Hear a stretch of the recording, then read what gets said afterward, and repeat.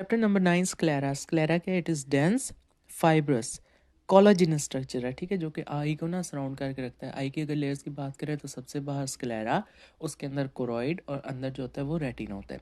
तो ये जो स्क्लेरा है ये पोस्टीरियर 5-6 आई का बनाती है और आगे से कॉर्निया एंटीरियर 1-6 बनाती है। और स्क्लेरा और कॉर्निया आपस में स्क्लेरो कॉर्नियल जंक्शन पे मिलते हैं। तो फिर स्क्लेरा क्या है? डेंस फाइब्रस कोलाजिनस स्ट्रक्चर है, ठीक है, जो कि आई को सराउंड करके रखता है, पैक करके रखता है, प्रोटेक्टिव कोट है, रिजिडिटी देता है और आई बॉल की शेप जो है वो मेंटेन करके रखता है। इसकी लेयर्स की बात करें तो इसके हमारे पास 3 डिफरेंट लेयर्स हो सकती हैं। सबसे बाहर जो होगी वो एपिस्क्लेरा होगी, उसके अंदर जो होगी स्क्लेरा स्ट्रोमा होगा और सबसे अंदर जो होगा वो लैमिना फस्का होगा। सबसे जो बाहर है एपिस्क्लेरा, ये वास्कुलराइज कनेक्टिव टिश्यू है, ठीक है, और ये नीचे वाली जो लेयर है स्ट्रोमा उसके साथ मर्ज कर जाता है। स्ट्रोमा में हमारे पास क्या होता है? मेनली बंडल्स होते हैं कोलाजन फाइबर्स के। और जो इंटीरियर मोस्ट लेयर है जो कि हमारे पास इस स्ट्रोमल के साथ अंदर वाली साइड से कनेक्ट कर रही है, ठीक है, इसमें क्या है? हमारे पास फाइन कोलाजन फाइबर्स हैं। तो जिस तरह आई बॉल की हमने लेयर्स की बात की, सबसे बाहर स्क्लेरा है, उसके अंदर कोरॉइड है और उसके अंदर रेटिना है। तो स्क्लेरा की जो इनर मोस्ट लेयर है लैमिना फस्का, ये किसके साथ मिलेगी? कोरॉइड के साथ मिलेगी। अब स्क्लेरा की हमारे पास ब्लड सप्लाई क्या है? एपिस्क्लेरल नेटवर्क्स हो सकते हैं या फिर choroidal vascular networks. Nerve supply की बात करें तो पोस्टीरियर शॉर्ट सिलरी नर्व्स या anterior long ciliary nerves. Function क्या है? टफ प्रोटेक्टिव कोट है तो इसने रिजिडिटी मेंटेन करके रखनी है और आई बॉल को शेप देनी है। अब इसी स्क्लेरा को, जिसकी हमने बात की, सबसे बाहर वाली एपिस्क्लेरा और बाकी दो हैं स्ट्रोमा और लैमिना फस्का। अगर तो सबसे बाहर वाली लेयर जो कि एपिस्क्लेरा है, इसकी इन्फ्लेमेशन होगी, वी कॉल इट एपिस्क्लेराइटिस। और अगर पूरे के पूरे स्क्लेरा की होगी है इन्फ्लेमेशन तो हम इसे कहेंगे स्क्लेराइटिस। एपिस्क्लेराइटिस को हम फर्दर डिवाइड कर सकते हैं सिंपल एपिस्क्लेराइटिस में और नोड्यूलर एपिस्क्लेराइटिस में। जो सिंपल है अगर तो वो एक सेक्टर में होगी, किसी एक क्वाड्रेंट में होगी, we call it sectorial simple episcleritis. और अगर वो पूरी आई में है, डिफ्यूज्ड है हर जगह, we call it diffused simple episcleritis. तो ये जो सेक्टोरियल और डिफ्यूज है ये किसकी फर्दर सब टाइप्स थी? सिंपल एपिस्क्लेराइटिस की। और सिंपल एपिस्क्लेराइटिस किसकी टाइप है? एपिस्क्लेराइटिस की। अब एपिस्क्लेराइटिस हमने पढ़ा है दूसरी टाइप भी है। एक तो सिंपल एपी है ना, उसके अलावा नोड्यूलर एपिस्क्लेराइटिस भी है। नोड्यूलर्स में क्या होंगे? हमारे पास लोकलाइज्ड नोड्यूल्स बनेंगे और ये जो नोड्यूल्स होंगे ये मूवेबल होंगे, ठीक है। बाद में जो स्क्लेरा है ना, उसकी भी जब हम स्क्लेराइटिस पढ़ेंगे तो उसमें भी नोड्यूल्स बनेंगे लेकिन वो इमूवेबल हैं। तो जो एपिस्क्लेराइटिस की जो नोड्यूलर टाइप है वो हमारे पास मूवेबल नोड्यूल्स हैं। अच्छा, तो स्क्लेरा में था एपिस्क्लेराइटिस और स्क्लेराइटिस। अगर तो पूरे के पूरे स्क्लेरा की हमारे पास इन्फ्लेमेशन है, वी कॉल इट स्क्लेराइटिस। ये पोस्टीरियर स्क्लेराइटिस भी हो सकती है, एंटीरियर स्क्लेराइटिस भी। एंटीरियर स्क्लेराइटिस फर्दर दो में डिवाइड है, नेक्रोटाइजिंग में, नॉन नेक्रोटाइजिंग। जो नेक्रोटाइजिंग है वो इन्फ्लेमेशन के साथ भी आ सकती है और विदाउट इन्फ्लेमेशन भी आ सकती है। जो नॉन नेक्रोटाइजिंग है वो डिफ्यूज्ड भी हो सकती है और नोड्यूलर भी। तो इसमें जो नोड्यूल्स होंगे वो परमानेंट होंगे, they are non movable nodules. Okay, the next हमारे पास एपिस्क्लेराइटिस। ये क्या? It is benign self limiting inflammatory disease of the episclera. Sclera की हमने 3 लेयर्स पढ़ी थी, एपिस्क्लेरा, स्ट्रोमा और लैमिना फुस्का। तो वो जो बाहर वाली लेयर है एपिस्क्लेरा, उसकी सेल्फ लिमिटिंग इन्फ्लेमेशन है और ये बिनाइन है। एटियोलॉजी क्या है? इडियोपैथिक हो सकती है, कुछ डिजीज़ के साथ एसोसिएटेड हो सकती है और इन्फेक्टिव हो सकती है। इडियोपैथिक हमें नहीं पता क्यों ही है। अगर तो एसोसिएटिव है तो किसके साथ एसोसिएट हो सकती है? रूमाटॉइड आर्थराइटिस के साथ एपिस्क्लेराइटिस हो सकता है, आईबीडी के साथ हो सकता है, एक्ने रोजेशिया के साथ हो सकता है, एटोपी, गाउट, साइफिलस, ट्यूबरकुलोसिस, इन सब के साथ एपिस्क्लेराइटिस हो सकता है। अगर इन्फेक्टिव कॉजेज हैं तो उसमें हर्पीज जोस्टर होगा या फिर साइफिलस या फिर ट्यूबरकुलोसिस हो सकते हैं। अब ये जो एपिस्क्लेराइटिस है जो कि बाहर वाली एपिस्क्लेरा की इन्फ्लेमेटरी कंडीशन है, सेल्फ लिमिटिंग और बिनाइन, इसकी क्या टाइप्स हैं? ये हमारे पास सिंपल एपिस्क्लेराइटिस भी हो सकती है और नोड्यूलर एपिस्क्लेराइटिस भी हो सकती है। अगर तो हम बात करें सिंपल एपिस्क्लेराइटिस की, तो हमारे पास अगर एक क्वाड्रेंट में किसी एक सेक्टर में होगी तो हम उसे कहेंगे सेक्टोरियल। और अगर वो पूरे के पूरे एपिस्क्लेरा में होगी तो हम उसे कहेंगे डिफ्यूज्ड सिंपल एपिस्क्लेराइटिस। तो ये सेक्टोरियल और जो डिफ्यूज्ड हैं ये तो हमारे पास फर्दर टाइप्स थी किसकी? सिंपल एपिस्क्लेराइटिस की। तो एपिस्क्लेराइटिस एक सिंपल भी होता है और एक नोड्यूलर। अब अगर नोड्यूलर की बात करें तो इसमें हमारे पास क्या होगा? लोकलाइज्ड मूवेबल नोड्यूल बनेगा, ठीक है। ये जो नोड्यूल होगा this is salmon pink in colour, और ये मूवेबल होगा, दिस इज़ वेरी इंपॉर्टेंट, ये मूवेबल होगा। ओके, तो एपिस्क्लेराइटिस में होता क्या है, पैथोलॉजी क्या है, नॉन ग्रैनुलोमेटस इन्फ्लेमेशन है, बिनाइन है, सेल्फ लिमिटिंग, और होता क्या है कि वास्कुलर डायलेशन, वेसल्स डायलेट होंगे और उसकी वजह से क्या होगा, पेरीवास्कुलर इन्फिल्ट्रेशन होगी। कौन कौन आएंगे, लिम्फोसाइट्स आएंगे, प्लाज्मा सेल्स आएंगे, ठीक है, और वो इन्फ्लेमेशन वाला सारा सीन जो है वो क्रिएट होगा। क्लिनिकल फीचर्स में क्या है, हमारे पास फीमेल्स जो होंगी वो अफेक्ट होंगी 20 से 50 ईयर्स की, ऑनसेट जो सडन है, there is redness of eye, usually sectorial. ये होगा हमारा एपिस्क्लेराइटिस की सिंपल एपिस्क्लेराइटिस, और उसकी कौन सी टाइप है, सेक्टोरियल। सेक्टोरियल जो है वो 70% पेशेंट्स में होती है, ज़्यादा कॉमन है, और 30% पेशेंट्स में डिफ्यूज़ होती है। तो most of the time there is sectorial redness of the eye. और क्या होगा, देर इज़ डिसकम्फर्ट। अच्छा, एपिस्क्लेराइटिस का एक बहुत मज़े का फीचर है, there is no pain, there is only discomfort. कोई पेन नहीं होगी, सिंपल डिसकम्फर्ट होगी। तो ये हॉटनेस, प्रिकिंग सेंसेशन, ये जो हल्की हल्की सी डिस्कम्फर्ट होगी, ये हमारे पास एपिस्क्लेराइटिस है। पेशेंट आया, सेक्टोरियल रेडनेस है और डिस्कम्फर्ट है, वी कॉल इट एपिस्क्लेराइटिस। उसके अलावा इसके अगर साइंस देखें तो रेडनेस जो है वो वेरी कर सकती है, माइल्ड भी हो सकती है, ब्राइट रेड भी हो सकती है, पिंक कलर भी हो सकता है। अब हमने एपिस्क्लेराइटिस देखा जो सिंपल था, वो सेक्टोरियल भी हो सकता है, डिफ्यूज़ भी हो सकता है, और अगर सिंपल एपिस्क्लेराइटिस नहीं है तो फिर क्या हो सकता है, नोड्यूलर एपिस्क्लेराइटिस भी हो सकता है। तो जो लीजन्स है नोड्यूलर में वो हमारे पास किस तरह नज़र आएंगे, वो सैल्मन पिंक कलर के नज़र आएंगे सनलाइट के अंदर। उसके अलावा इन्फ्लेम्ड वेसल्स होंगी, क्योंकि वो नॉन ग्रैनुलोमेटस इन्फ्लेमेशन हुई है, बिनाइन सेल्फ लिमिटिंग, तो वेसल्स जो हैं वो इन्फ्लेम नजर आएंगी। And these inflamed vessels radiate posteriorly from the limbus. उसके अलावा नोड्यूलर टाइप में देखें तो लीजन्स या नोड्यूल्स होंगे, वो क्या करेंगे, अगर हम कॉटन टिप्ड एप्लीकेटर उसके साथ लगाएं, उसको मूव कराएं, तो वो जो लीजन्स हैं they are movable over the deeper tissue, ठीक है, ये मूवेबल हमारे पास लीजन्स हैं। डायग्नोसिस किस तरह कर सकते हैं, diagnosis is made on clinical features, यही वाले फीचर्स के, डिस्कम्फर्ट है, सेक्टोरियल रेडनेस है, हॉटनेस, प्रिकिंग है, लीजन्स हैं, ठीक है, या फिर लीजन्स हो सकते हैं सैल्मन पिंक कलर के और वो मूवेबल हों। तो ये सारे फीचर्स जो है डायग्नोस करने में मदद करेंगे। और डायग्नोसिस क्या है, अगर हम फिनाइल एफरीन 2.5% जो है वो आंखों में डालें तो इससे क्या होगा, जितनी भी वेसल्स हैं वो ब्लैंच कर जाएंगी। ब्लैंच का मतलब क्या है कि उनका जो ब्लड है वो निकल जाएगा और वो होंगी वाइट कलर की हो जाएगी। क्योंकि एपिस्क्लेरा के ऊपर वेसल्स होती हैं, तो ये जो फिनाइलएफ्रीन वाली हरकत है जिससे हमारे पास वेसल्स जो हैं वो ब्लैंच हो जाएंगी, ये सिर्फ एपिस्क्लेरा में होगा, ठीक है, जो स्क्लेराइटिस है उसमें नहीं होगा, सिंपली एपिस्क्लेराइटिस में होगा। ट्रीटमेंट क्या है, जनरली सेल्फ लिमिटिंग कंडीशन है जो कि खुद ब खुद ठीक हो जाएगी। तसल्ली के लिए हम क्या कर सकते हैं, उसमें आर्टिफिशियल जो है वो टीयर्स दे दें, वेजो कंस्ट्रिक्टर्स दे दें, ताकि वो जो रेडनेस है वो कम हो जाए।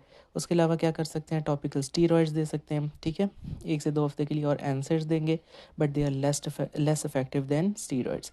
एनसेड टॉपिकल भी हो सकती है, एनसेड ओरल भी, लाइक डिक्लोफेनिक सोडियम वगैरह, नेप्रोक्सिन, ये सारी दे सकते हैं। कि नेक्स्ट हमारे पास स्क्लेराइटिस, इसमें क्या इन्फ्लेमेशन होगी कंप्लीट स्क्लेरा की, उसमें एपिस्क्लेरास्टोमा और लेमनाफस का सब कुछ आ जाएगा। It is an inflammatory disease of the whole sclera. और 50% जो केसेस होंगे वो हमारे पास किसी सिस्टेमिक इम्यूनोलॉजिकल डिजीज़ के साथ एसोसिएटेड हो सकते हैं। तो इसीलिए हमें अंडरलाइन कॉज को ना डिटेक्ट करना जो है वो बहुत ज़्यादा ज़रूरी है।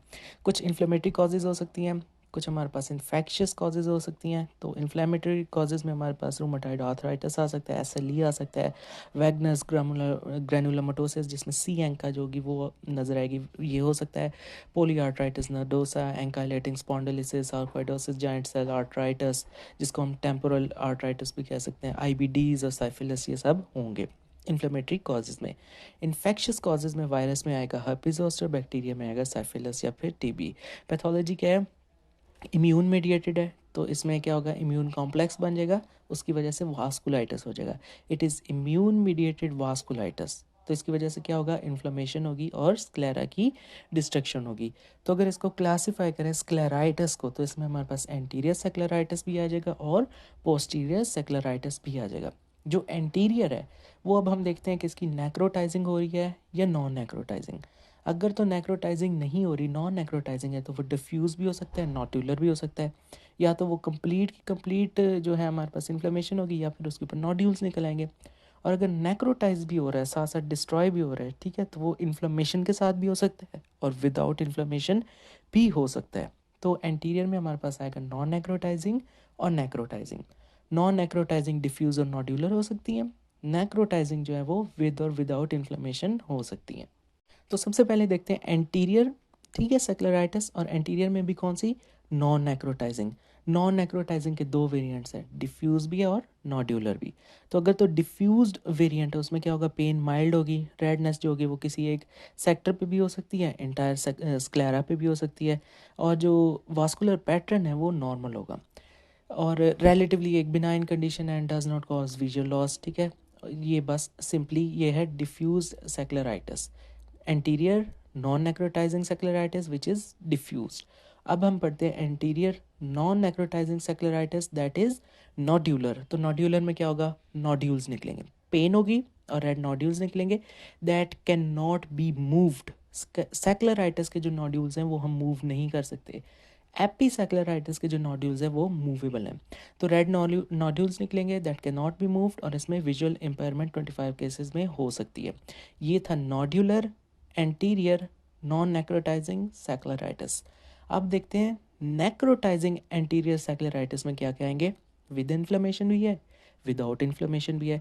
अगर तो विद इन्फ्लेमेशन देखें तो इसका ग्रेजुअल ऑनसेट है, बायोलेटरल है, और पेन जो होगी वो हमारे पास माइल्ड होगी और आहिस्ता आहिस्ता जो है वो सवियर हो जाएगी, और इतनी सवियर होगी कि हमें सोने में जो होगा मसला होगा। विजनल प्रोग्नोसिस जो है वो इसका गुड है।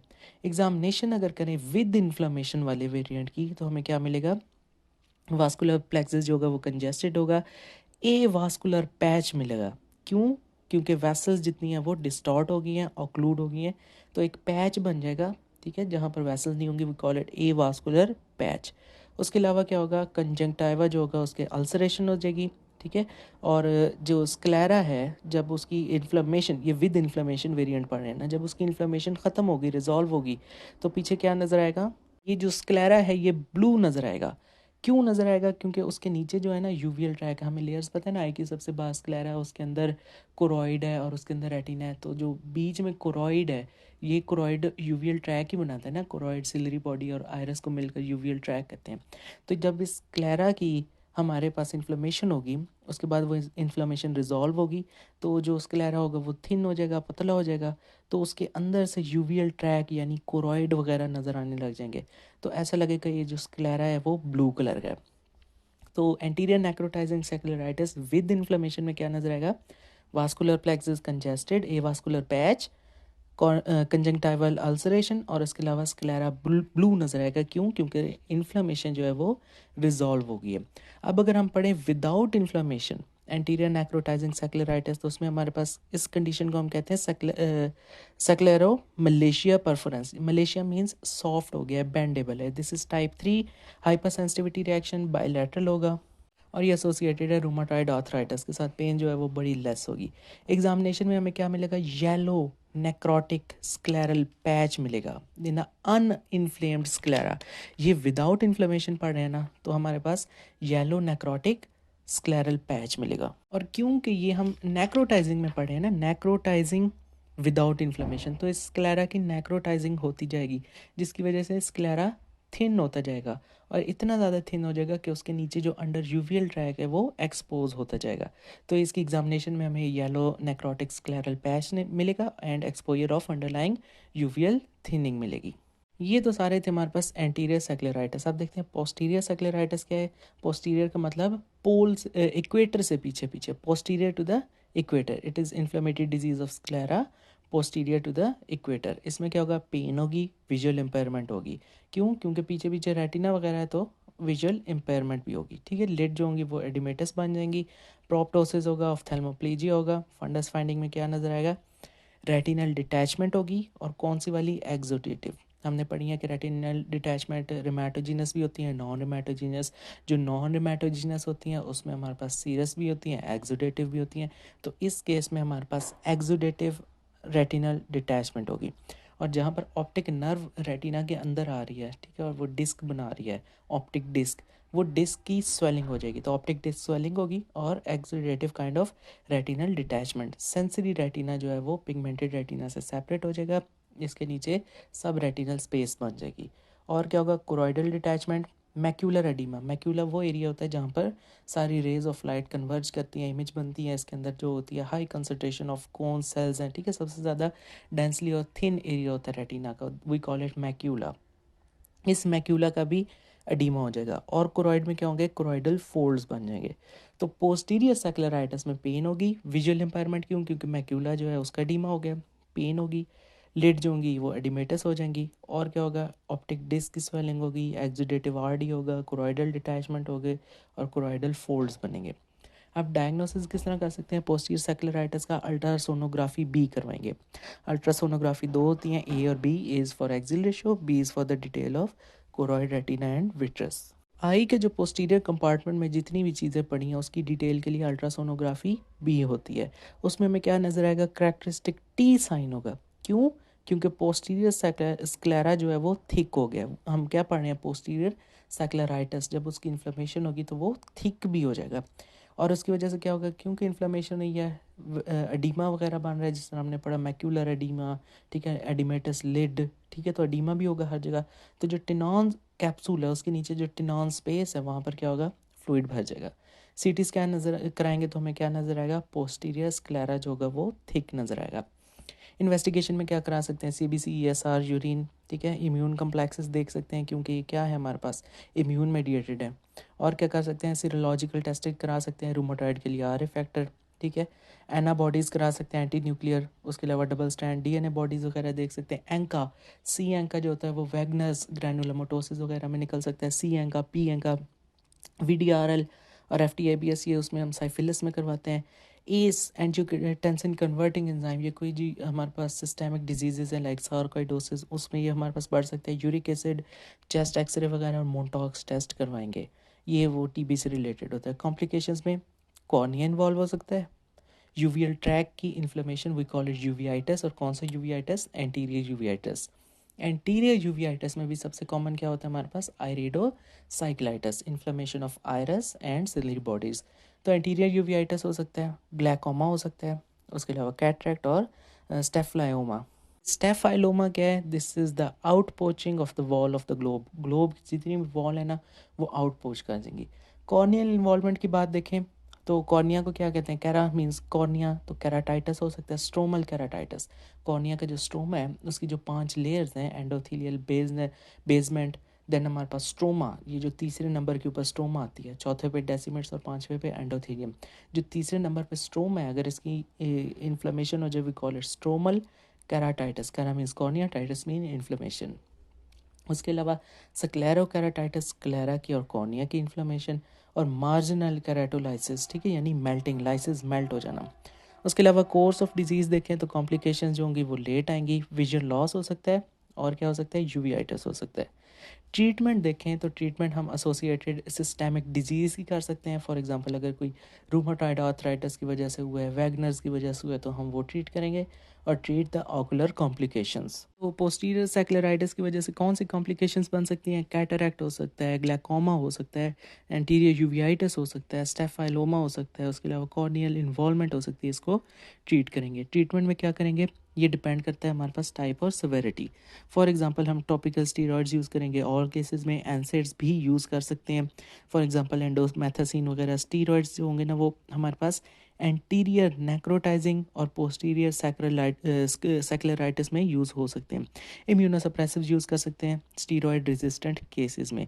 और स्टीरॉयड का हम इंजेक्शन दे देंगे, फॉर एग्जांपल ट्राइएमसिनोलोन के इंजेक्शन दे देंगे, किस में देंगे, एंटीरियर नॉन नेक्रोटाइजिंग सैक्लेराइटिस में और नेक्रोटाइजिंग सैक्लेराइटिस में। ओके, तो नेक्स्ट हमारे पास डिफरेंस बिटवीन सैक्लेराइटिस और एपिसैक्लेराइटिस। एपिसैक्लेराइटिस जो है ना वो बड़ा बिनाइन है, सैक्लेराइटिस जो है ना वो थोड़ा सा प्रॉब्लमेटिक है। तो जो एपिसैक्लेराइटिस है वो बड़ा जल्दी हो भी जाएगा, फ्रीक्वेंटली कॉमनली हो जाएगा, और रिजॉल्व भी कॉमनली हो जाएगा विदाउट ट्रीटमेंट। जो सैक्लेराइटिस है वो मुश्किल से होगा, लेस कॉमन, इतना कॉमन नहीं है, और उसकी जो रेजोल्यूशन है ना उसमें ट्रीटमेंट भी चाहिए होगी, स्टीरॉयड्स, एनसेड्स, ठीक है, इम्यूनोसप्रेसिव, ये सारे चाहिए होंगे। जो एपिसेक्लेराइटिस है वो अचानक होगा, फ्रीक्वेंटली होगा, अचानक होगा, सडन ऑनसेट। और जो सेक्लेराइटिस है वो लेस कॉमन है, ठीक है, बहुत थोड़े लोगों को अगर ग्रेजुअल ऑनसेट है, आहिस्ता आहिस्ता होगा। एपिसेक्लेराइटिस में कोई पेन नहीं होगी, सिर्फ डिस्कम्फर्ट होगी, ठीक है, हॉट बर्निंग, प्रिकिंग, ये वाली डिस्कम्फर्ट होगी, देयर इज़ नो पेन। सेक्लेराइटिस में हमारे पास माइल्ड पेन हो सकती है। जो एपिसेक्लेराइटिस है उसकी कोई सिस्टेमिक एसोसिएशन नहीं होगी। सेक्लेराइटिस सिस्टेमिक डिजीज़ के साथ एसोसिएटेड हो सकता है, फॉर एग्जांपल रूमाटॉइड, वैगनर्स, इनके साथ जो है वो एसोसिएट हो सकता है। एपिसेक्लेराइटिस पे अगर कोई नोड्यूल निकलेगा तो वो मूवेबल है, सेक्लेराइटिस का कोई नोड्यूल निकलेगा तो वो नॉन मूवेबल है। इसी तरह विजन एपिसेक्लेराइटिस में अफेक्ट नहीं होगी, सेक्लेराइटिस में अफेक्ट होगी। और रेजोल्यूशन, एपिसेक्लेराइटिस जो है वो जल्दी से रिजॉल्व हो जाएगा विदाउट ट्रीटमेंट, सेक्लेराइटिस को ट्रीटमेंट चाहिए होगी। फिनाइल एफ्रीन टेस्ट कराएं तो जो एपिसेक्लेराइटिक वेन्स होती हैं वो ब्लैंच कर जाएगी और स्क्लेरा के ऊपर इसका कोई असर नहीं होगा। वेन्स विल नॉट ब्लैंच इन सेक्लेराइटिस। और कॉम्प्लिकेशंस एपिसेक्लेराइटिस की कोई नहीं है, ठीक है। ये फ्रीक्वेंटली कॉमन सी ऐसी सी बिनाइन सी कंडीशन है। हाँ, सेक्लेराइटिस की हमारे पास कॉम्प्लिकेशंस हो सकती हैं, corneal involvement, anterior uveitis, glaucoma, cataract और स्टेफाइलोमा, ये सारी कॉम्प्लिकेशंस हो सकती हैं। इसके अलावा अगर जल्दी जल्दी से कुछ पॉइंट्स रिवाइज करें तो एपिसेक्लेराइटिस में क्या था, हॉट प्रिकिंग डिस्कम्फर्ट थी, ठीक है, नो पेन ओनली डिस्कम्फर्ट। और इसके जो लीयंस थे वो सैल्मन पिंक कलर के मूवेबल लीयंस थे। फिनाइल एफ्रीन से ब्लैंचिंग होगी। और अगर सेक्लेराइटिस की बात करें तो उसमें क्या थे, जो हमारे पास एक टाइप थी एंटीरियर, दूसरी थी पोस्टीरियर। एंटीरियर नॉन नेक्रोटाइजिंग भी, नेक्रोटाइजिंग भी। अगर नॉन है तो उसमें डिफ्यूज और नॉड्यूलर, और अगर नेक्रोटाइजिंग है तो उसमें विद और विदाउट इन्फ्लेमेशन। तो अगर तो बात करें कि हमारे पास नॉड्यूलर सेक्लेराइटिस है which is non necrotizing anterior scleritis, तो उसमें जो नॉड्यूल है वो मूव नहीं करेगा। और अगर हम एंटीरियर नेक्रोटाइजिंग सेक्लेराइटिस में विद इन्फ्लेमेशन बात करें तो एवास्कुलर पैच निकलेगा, कंजक्टाइवा की अल्सरेशन होगी और जो स्क्लेरा होगा वो ब्लू कलर का नजर आएगा। और अगर विदाउट इन्फ्लेमेशन की बात करें तो इसमें हमारे पास क्या होगा, येलो कलर का नेक्रोटिक स्क्लेरल पैच नजर आएगा। अगर पोस्टीरियर सेक्लेराइटिस की बात करें तो इसमें ऑप्टिक डिस्क स्वेलिंग होगी, एक्सुडेटिव आरडी होगा, टी साइन होगा, विजुअल इम्पेयरमेंट होगी, लिड्स का एडीमा होगा। तो ये तो इसके थे जल्दी जल्दी क्विक रिवीजन पॉइंट्स।